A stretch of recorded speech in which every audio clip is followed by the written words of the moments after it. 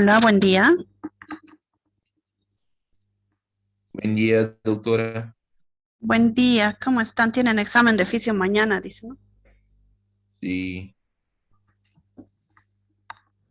Ya, ¿algún grupo faltaba exponer?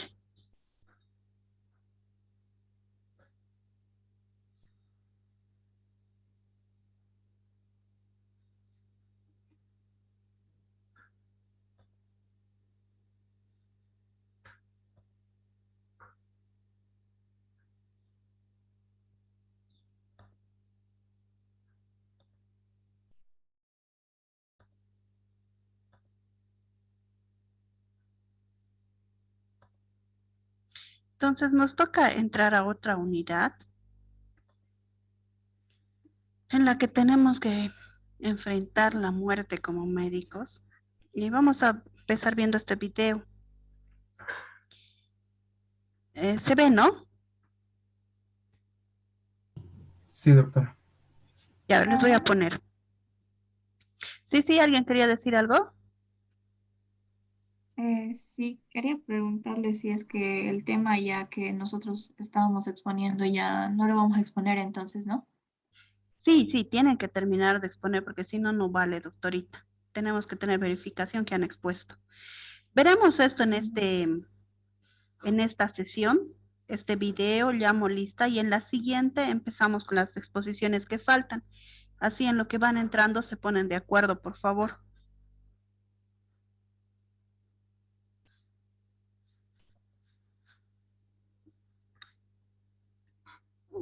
Buenas noches, señor presidente, colegas, señoras. Se escucha, ¿no? Quiero sí, felicitar pero al muy bajo. Sí, pero muy bajo. Ocio por el muy merecido y reciente reconocimiento que ha hecho oficial el Consejo de Salud y Seguridad para darle un premio a Octavio Rivero, que se merece con creces. Muchas gracias por la invitación y muchas felicidades. Me toca hablar del médico y el enfermo ante la muerte. El trabajo profesional del médico gira en torno a la muerte. No obstante, antes que a los médicos, la muerte les interesó claramente a los artistas, a los filósofos y a los religiosos, quienes de diversas maneras manifestaron sus reflexiones en torno al acto de morir, con visiones muchas veces penetrantes y descriptivas, otras lúcidas y aún conmovedoras. Tal es el caso de León Tolstoy, quien entre su vasta literatura dedica un cuento cuya lectura para cualquier médico es ineludible. Me refiero, por supuesto, a la muerte de Iván Ilich. El desinterés aparente que sobre la muerte de Iván Ilich tienen sus compañeros y colegas sirve de fondo para la descripción magistral de actitudes que caracterizan a la vida moderna y que son válidas en nuestros días. Por ejemplo, la dualidad entre el afecto y la comunicación. ¿Qué ocurre cuando una persona expresa algo diferente a lo que siente? No sé si les resulta familiar.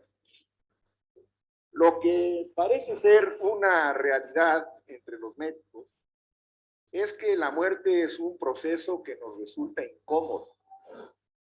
Hay una mezcla de sentimiento de fracaso y quizá también de angustia ante nuestra propia muerte. Se ha muerto él y no yo, escribió Tolstoy, al describir la tranquilidad que generaba el saber que el muerto era otro y no yo. ¿Es la muerte un acto trascendental? ¿Es un acontecimiento biológico?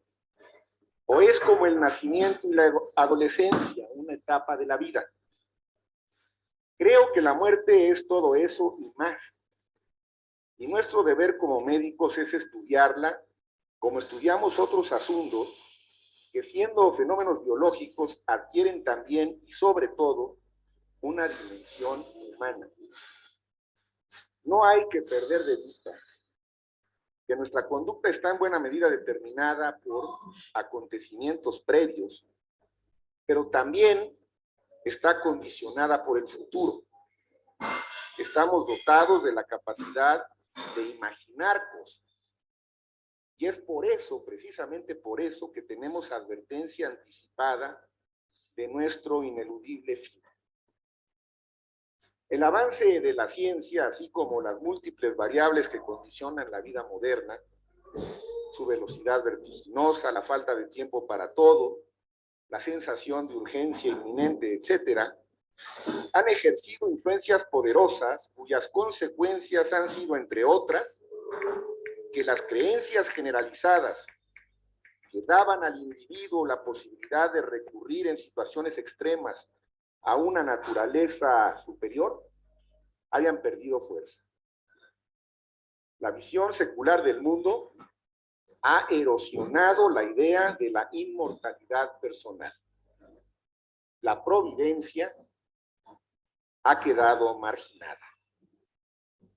Pero más allá de las creencias estrictamente personales, que son respetables en todos los casos, la tendencia a negar la realidad de la muerte es un fenómeno que es necesario analizar.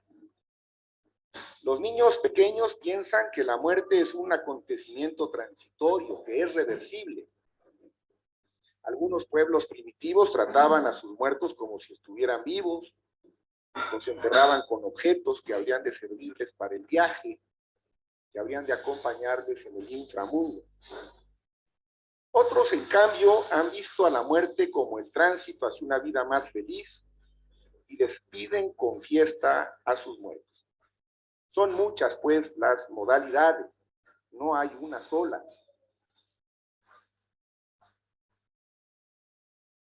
Y por supuesto, esto hay que entender.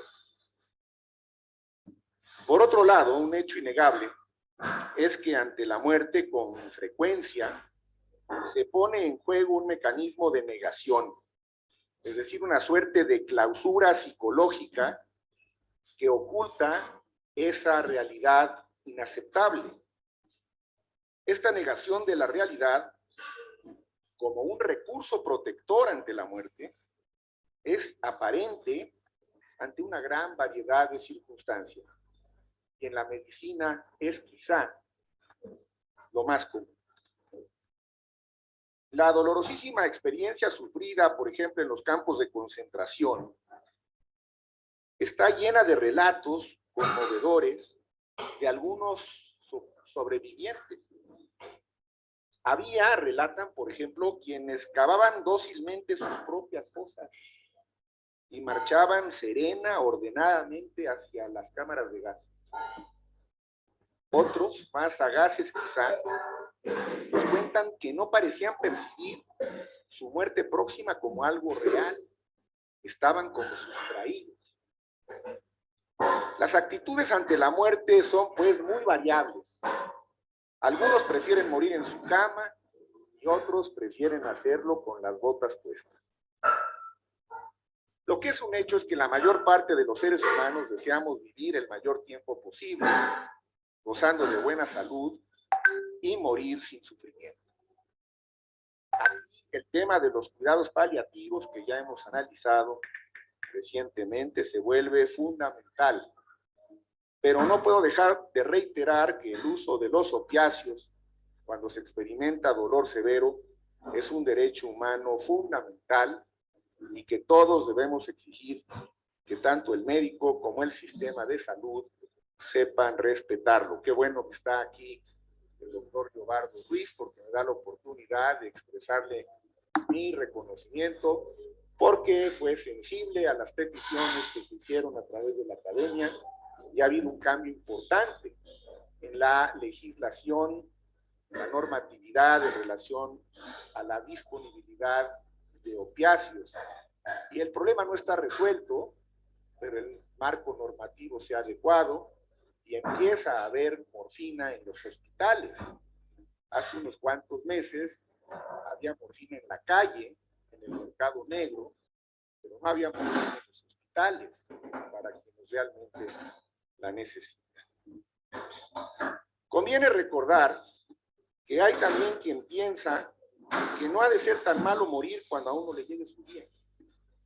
Y desde luego, no hay duda que de manera casi ineludible se mezcla una amplia gama de emociones cuando se acerca la muerte. Por ejemplo, el miedo dominante de muchos enfermos graves no es tanto a la muerte como a la invalidez, a la pérdida de la dignidad y de la capacidad de bastarse a sí mismos, o bien el miedo al abandono y al dolor, mucho más que a la muerte. Pienso que el temor a la muerte es natural. Aún las personas más religiosas, quienes no pierden la esperanza de que vendrá otro mundo mejor que este, no siempre encuentran en su experiencia íntima un antídoto eficaz contra el miedo a morir. Una diferencia importante, eso sí, es que la persona creyente en la supervivencia del espíritu se preocupa por lo que pudiera encontrar más allá, en tanto que la persona más bien no creyente se preocupa por lo que deja detrás. Ahí hay una diferencia importante. Sir William Osler escribió que la mayor parte de los enfermos observados por él murieron tal y como habían nacido, es decir, sin darse cuenta de ello. Yo tengo la misma impresión, en general. Pero en todo caso, lo que es una observación verificable es que es un hecho, muchas personas mueren tranquilas, sin dejar tras de sí problemas mayores, y legan a los que se quedan el ejemplo de su enorme fortaleza y serenidad. Es necesario, pues, que el médico empiece por no negar la muerte, sino que reflexione acerca de sus propias actitudes hacia ella, las propias y las de sus enfermos. Las actitudes de muchos médicos respecto a la muerte son las que convencionalmente corresponden a la cultura en la que están inmersos. Algunos pueden tener de ella un concepto estrictamente biológico, la ven únicamente como un problema técnico. Esa visión, a mi juicio, representa también una suerte de negación. La muerte de una persona es siempre una muerte humana, cualitativamente diferente de la muerte de otros seres vivos, justo por esa dimensión tan singular y tan exclusiva de nosotros, los humanos. Permítaseme, antes de concluir, dedicar algunos minutos a una arista del problema que desde mi perspectiva amerita una reflexión por separado.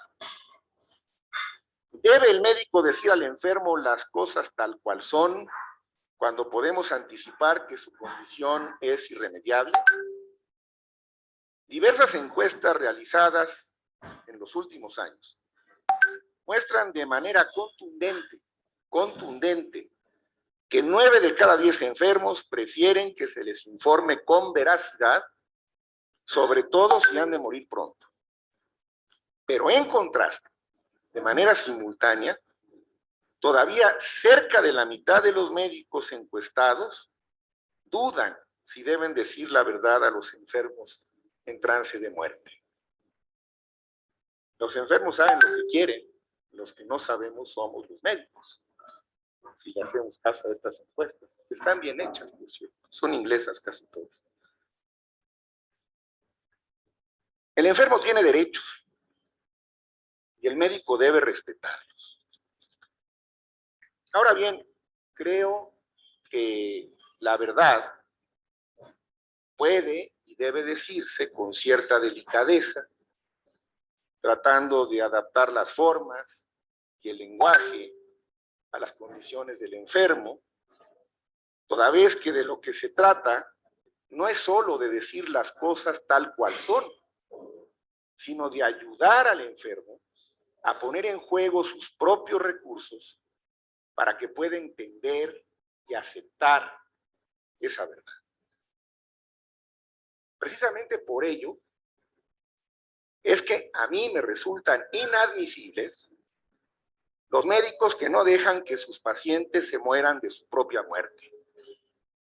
y se empeñan en prolongar una falsa forma de vida que se ha vuelto la especialidad de algunos colegas, acaso vinculados al negocio de los hospitales.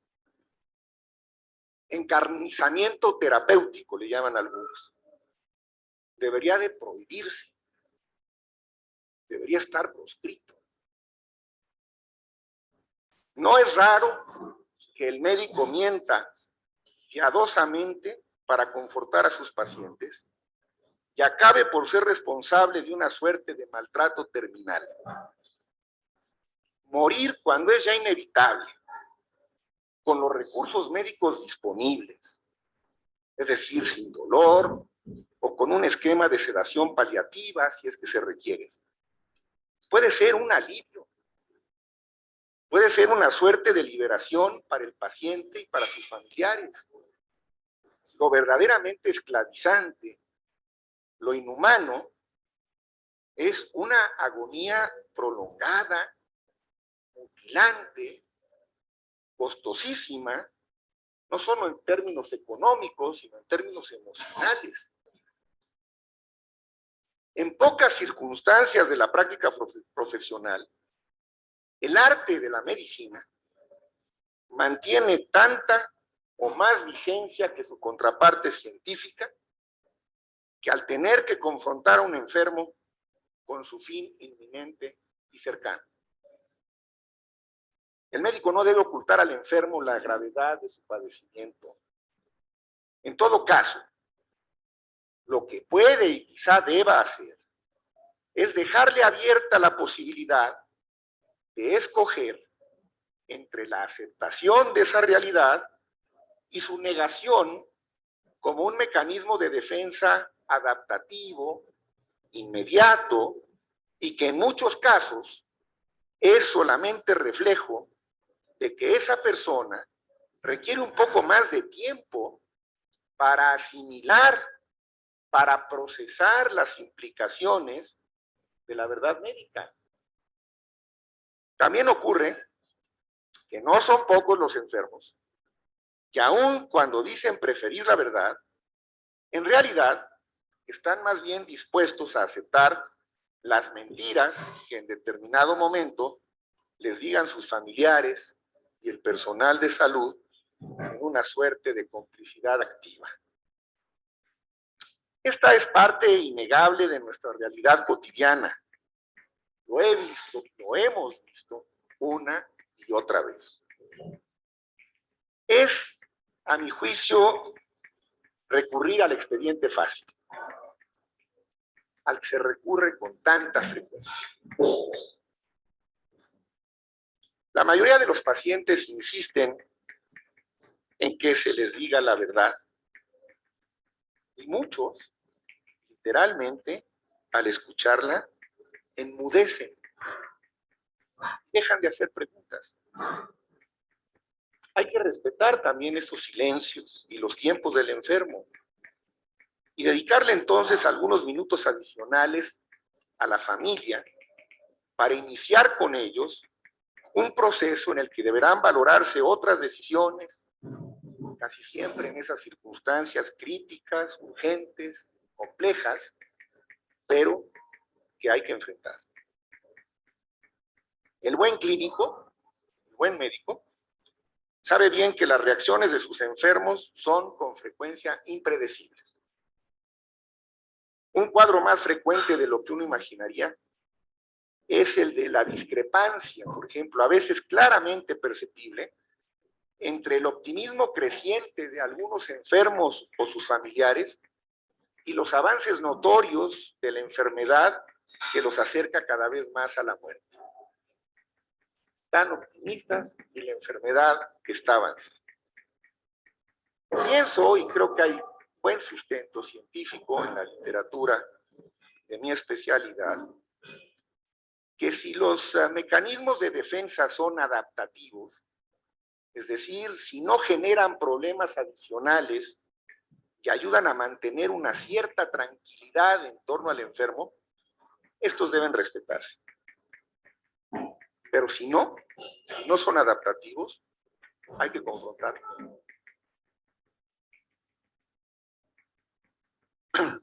En todo caso, periódicamente conviene ayudar al enfermo y a sus familiares a aceptar esa realidad, señalando la gravedad de la enfermedad, haciendo claras y entendibles las limitaciones terapéuticas y compartiendo lo que es posible anticipar con suficiente solidez, sin caer en especulaciones. O en el expediente fácil de decir, no tengo bola de cristal, es una decisión que no está en mis manos, en fin, todos estos estribillos que a veces quizá hemos usado y con frecuencia hemos escuchado. Es asimismo necesario que el médico no pierda de vista que las experiencias y los deseos de los enfermos que van a morir difieren considerablemente entre unos y otros. Hay que entenderlo y respetarlo. Habrá quienes prefieran aislarse y así retirar progresivamente del mundo sus intereses y sus afectos. Por el contrario, quizá a la mayoría les aterra la idea de ser abandonados, de quedarse solos, y esperan entonces ansiosamente la visita del médico y demandan la presencia permanente de sus seres queridos. Otra vez, el clínico sagaz debe ser capaz de entender cuáles son las preferencias del enfermo, por dónde quiere el enfermo, casi nunca de manera explícita, pero sí de manera tácita, que transcurran sus últimos días, a veces sus últimas horas. Una línea ética que creo que se ha mantenido vigente a lo largo del tiempo y que no falla, es que el médico ayude a sus enfermos a vivir con dignidad hasta el final. Es decir, que les ayude a conservar la serenidad en la medida de lo posible hasta el último momento. Confrontar y confortar. Confrontar y confortar. Ese es el difícil equilibrio de la tarea del médico en estas etapas. No es fácil, pero tampoco es pedir mucho. Lo que ocurre es que no estamos entrenados para ello. Lo que ocurre es que el tema rara vez se toca. Y cuando se toca con unas abstracciones que nadie entiende.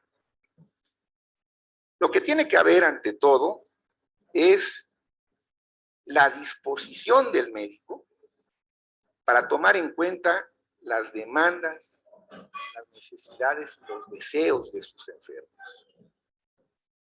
Y que no tratemos de imponerles los nuestros. Un buen médico percibe siempre las necesidades de los enfermos que van a morir y sabe responder a ellas. No prolonga la vida a toda costa. Y de hecho, Alex. no permite, si está en sus manos, que el enfermo muera mucho después de su esperanza.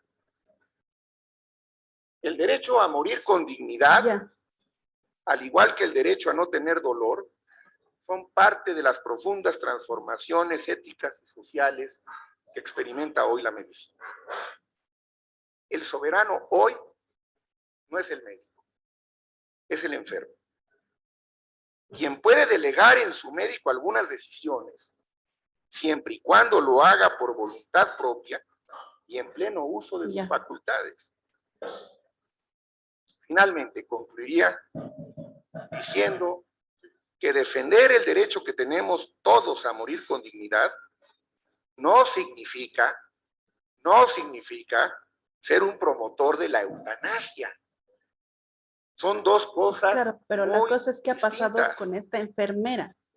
Se trata solamente de asumir serenamente el trance final al que todos llegaremos. Quien así lo piense, conviene que suscriba cuanto antes, si no lo ha hecho, su voluntad anticipada. Muchas gracias. Muchas gracias, doctor de la Fuente.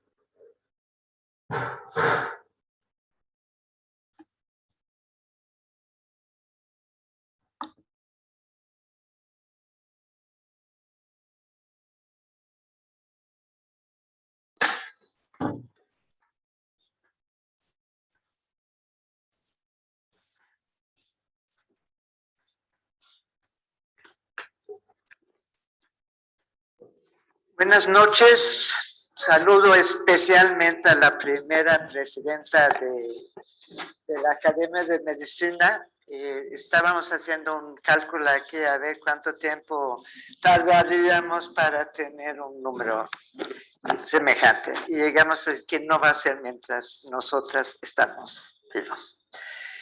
También saludo a todos los académicos y desde luego al público que hoy nos acompaña.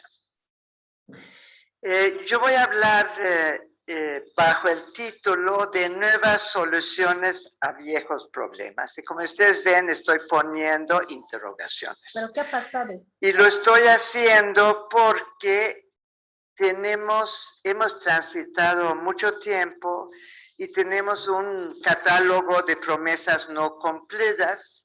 La primera es de 1983, cuando se hace un derecho constitucional, el derecho a la protección de la salud, y luego transitamos por el año 1997 con lo que fue la reforma al IMSS, 2001, que fue la reforma cuando se empezó lo del Seguro Popular, hasta 2018. Y casi todos han hablado de lo mismo, que es la seguridad social universal, la cobertura universal de salud, que es otra manera de decirlo, el sistema único de salud, la calidad, calidez y eficiencia, el derecho a la protección de la salud. Y creo que aquí lo que ocurrió en realidad con el mandato constitucional es que hay un derecho a la protección de la salud, lo que no existía anteriormente. Y creo que en esos términos, si es un derecho constitucional, debe de ser la responsabilidad de una instancia del Estado resolverla, que no puede ser otra que la Secretaría de Salud. Y para ello hay que volver a la concepción de la salud como derecho social y como una obligación del Estado. Y en esos términos también hay que no solamente hablar de la seguridad social universal, la cobertura universal, sino hay que hablar del acceso y equitativo a los servicios requeridos. Bueno, tenemos ante nosotros una organización institucional fachada e inequitativa. En eso todos estamos de acuerdo y lo sabemos. Sin embargo, no creo que haya una conciencia plena respecto a en qué condiciones se encuentran hoy las instalaciones de salud del sector público. Y yo aquí quiero subrayar dos temas particulares que creo que han ayudado mucho a generar esta organización institucional fachada e inequitativa, que por una parte es el proceso de descentralización de los servicios de salud a los estados, y por otra parte lo que es el modelo de financiamiento restrictivo e insuficiente. Bueno, la descentralización a los estados, lo que va a decir son características generales que varían de estado en estado, pero en primer lugar creo que hubo una falta de planeación y sigue habiendo de planeación integral. Hay instalaciones de salud con grave sobrecarga de servicios, de prestación de servicios. Hay una desarticulación de acciones de promoción, educación, prevención y atención en el tercer nivel. Y hay una desconexión entre el primero, el segundo y el tercer nivel. Hay una falta de infraestructura de salud y ausencia de mantenimiento.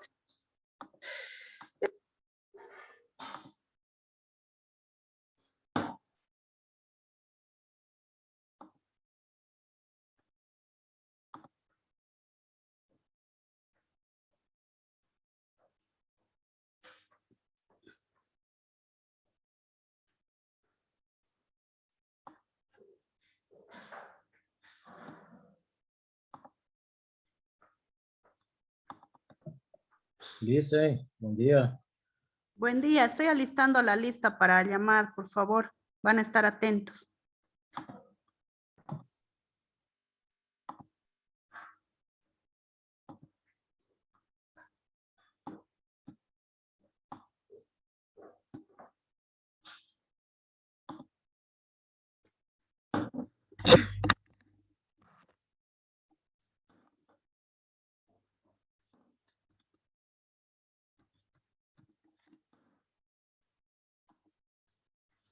Antelo Cristel. ¿Ah? Presente, doctora.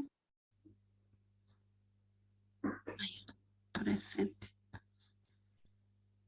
Aquí nos falta. Argote Daniel.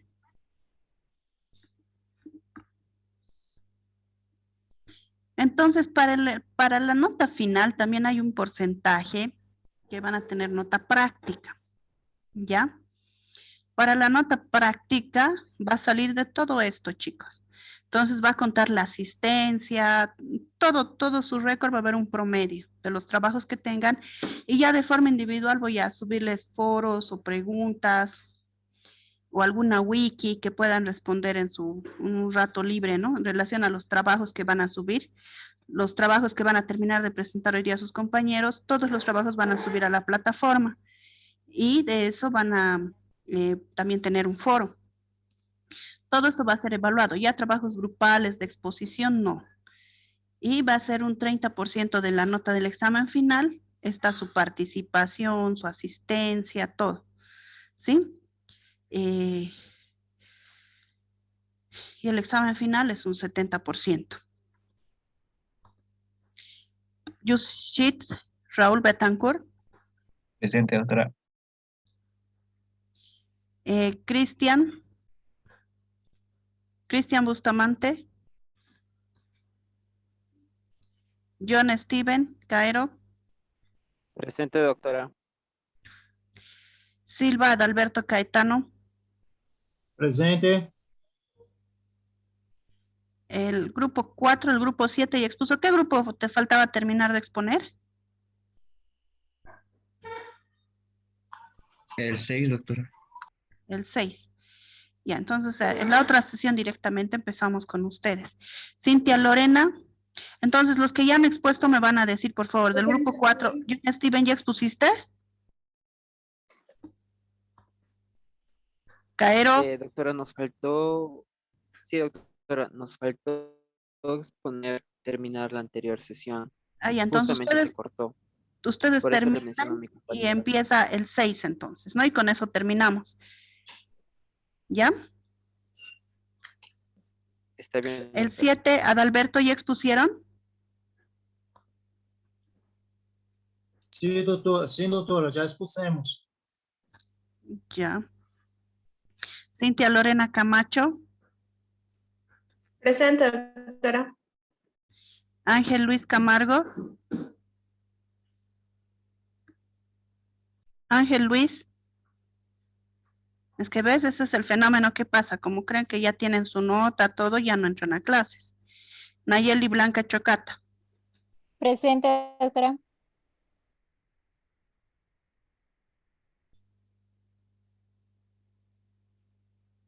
Beatriz da Silva. Presente, doctora. Santiago Viviane de Oliveira. Doutora, ¿Sí? por favor, Viviane pediu permissão porque foi à imigração e estava com seu celular, mas não conseguia conectar-se. Ya, le voy a poner licencia. Gracias por avisar. Franklin Duarte. Presente, doutora. Já expusemos. Grupo 7. Ya, gracias, Franklin. Leonardo Daniel Escobar Balboa. Presente. Chismali Freitas Vargas.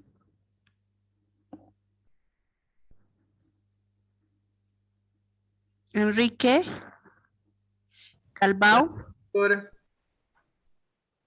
Perdón, ¿quién habla? Guilherme. Guillermo. Los del grupo 6, ¿quiénes son? Ahí está, Chismali no está ahora. Paolo Guzmán. Está en el hospital, doctora. Ya, pero el grupo va a defender por ella, ¿no? Sí, doctora. Ya, Paolo. Paolo Guzmán. Víctor Justino. Presente, doctora. Elsie Emily. Presente, doctora. Adilson Mamani. Presente, doctora. Juan Pablo Martínez.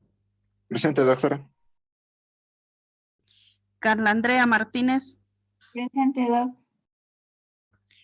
Carlos Eduardo Melgar Trujillo. Ya no viene. Lisly Anay. Presente, doctora. El grupo. Verónica Moya Cuba. Presente, doctora. Santos Breno Nacimiento. Presente, doctora. Tania. Presente. Gloria. Presente, doctora. Luis Carlos Panoso Cardona. Fernando Papa García. Doctora, Luis Carlos estaba ayer con su mamá mal. Ayer no se había conectado igual, pero yo creo que sigue con el mismo problema. Presente, doctora. Papa García. Ya, gracias. Verona Nicole Pedraza Borda. Presente, doctora. Cora Abigail Porco. Presente, doctora. Jesús Mateus Prate. Presente, doutora. Waldir Quipo, él me pidió licencia igual. Clarito es la gente que tiene presente, presente, presente, presente. Si pasa algo, avisa, ¿no? Comunica. Ahora hay gente que se falta en este grupo, pero son más responsables. Ramos Estrada, Jonathan Fabricio. Presente, doctora. Ruth Mari Ríos Hernández. ¿Está Ruth? Presente, doctora. Disculpad. Alison Nicole Rojas. Presente, doctora. Darla Romero.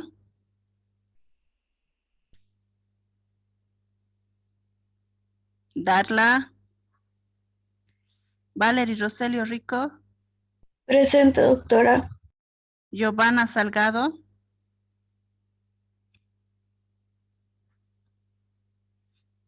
Paula Alejandro Sarsuri Herrera.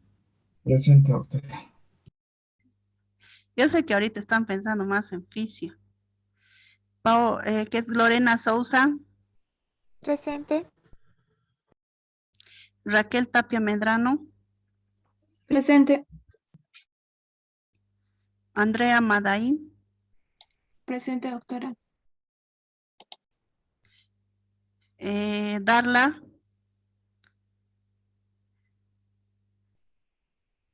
Castellón Willy. Presente. Jennifer. Presente, doctora. Oscar. Presente, doctora. Ya.